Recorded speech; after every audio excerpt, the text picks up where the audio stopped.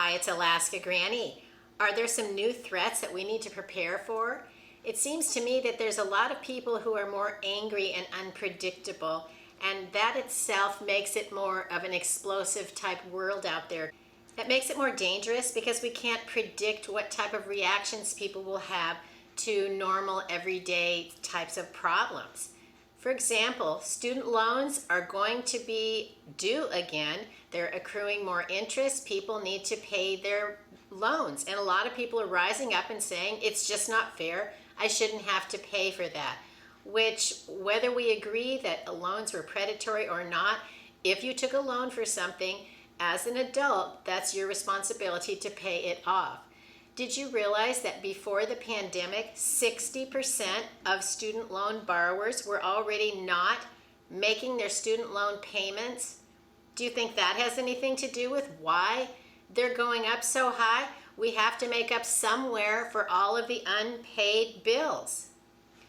So while student loans and college tuitions are very complex issues, it's something to be aware of that people are upset about having to repay those loans. If you look at over the last few years during the pandemic, when they didn't have to make any of those payments, people started spending that money on other things. They didn't set it aside for when they resume or use it to pay down while it was interest free. And so now that compounds the amount of money that people owe because maybe now they bought a bigger house or they ran up credit card debt or bought another car with the money they weren't using to pay down the student loans. So we could be in for a very big financial crunch coming ahead when the student loans resume. Have you thought about what you would do if you lost your job? Would that bring SHTF to your family? Likely it would. So make sure that you have an emergency fund. Cut back on your expenses. Go through your budget and all of your expenses with a fine-tooth comb. Figure out where you can cut back, even if it's just $1 or $2. There is usually something that everyone can cut out. And then you can use that money to help you build up an emergency fund, have some reserve cash on hand, and maybe put it towards adding to your prepping supplies and your food storage stockpile. We still have the ongoing war in Ukraine. Did you realize that historically, if wars last more than a year, they're increasingly likely to last more than a decade?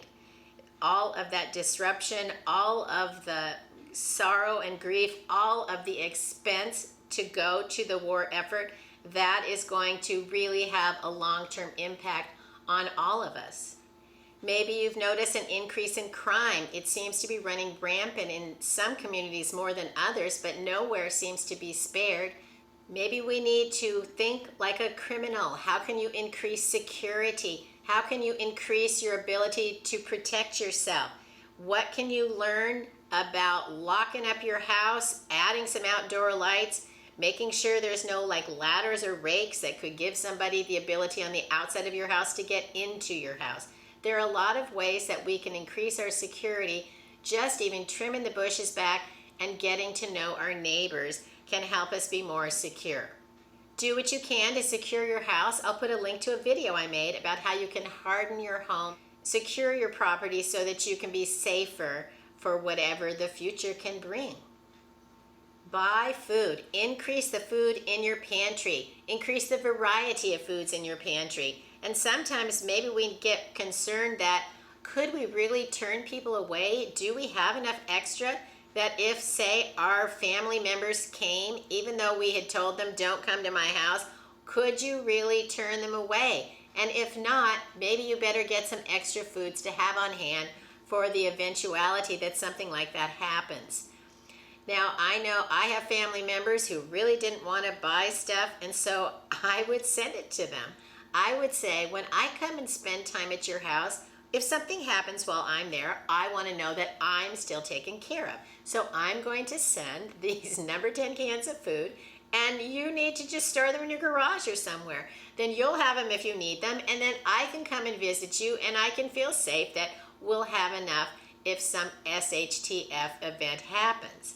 I found that worked. When I've gone and visited family members, they show me where they stash the stuff I sent them. So it makes me happy to know that they're better prepared. It helps give them the some of the supplies that they need so they don't have to worry about buying it for themselves. And then I'm also not concerned of what if something happens, which it can.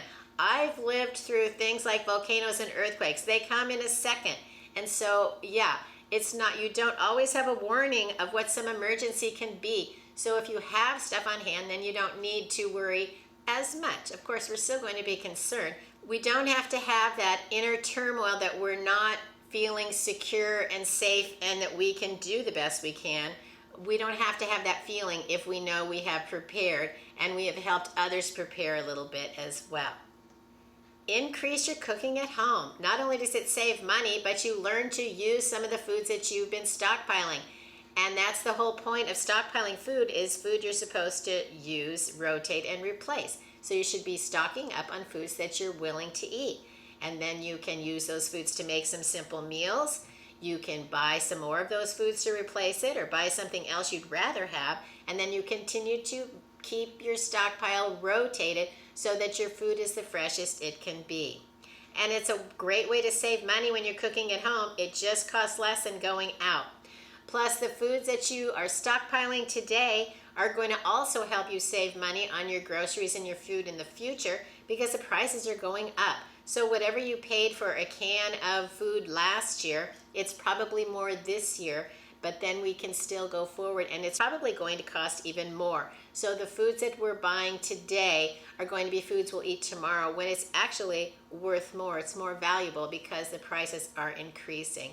We're also approaching some of those dilemmas of we maybe can't find the foods that we want, the prices are becoming expensive, or only a more expensive option is available. And that can be concerning if we have a limited budget, and nearly everyone does. Sometimes as preppers, we talk constantly about food, but we also need to make sure that we have plenty of water on hand. You can buy bottled water, you can buy water storage containers, you can clean out empty food containers that have just held food, clean them well, and you can fill them up with fresh drinking water yourself. If the water coming out of the tap in your kitchen is safe to drink, that water is safe to store. You also need to have some type of way to purify water if something happens, that you run out of the water that you've stored, or something happens that the water coming into your house is no longer safe. Maybe you've gone under a boil alert before. So then if you have a water filter, you can start filtering your water. You don't have to start boiling it, because especially in, say there was a power outage and a boil alert, what are you going to do? So if you have a way to filter your water, even if it's just a Life Straw water bottle, you can fill it up and then you can drink that water, and it's going to be purified. It's going to be safe to drink. There are all different types of ways to store water. There's many different ways to filter water. Look over what you have, think about it, do a little research, figure out what are the different types of water filters, and find something that you feel comfortable that you could use, and make sure you have something. You need to have something, and it doesn't have to be the best, most expensive. You get something, and then as you learn to use it, or you learn more, maybe you want to upgrade and get something better. But you have to start somewhere and get something, because you can take the little bitty steps towards making yourself safe and secure, and before you know it, you'll have all kinds of knowledge, you'll have all kinds of equipment, and no matter what happens, then you'll have the confidence that you can make the best of every single day. Leave it in the comments below. What are some threats you see that maybe we aren't aware of and we should be? Let's stick together and build that community, helping each other make the future brighter. I hope you'll like my video, share my video, and please subscribe to the Alaska Granny channel.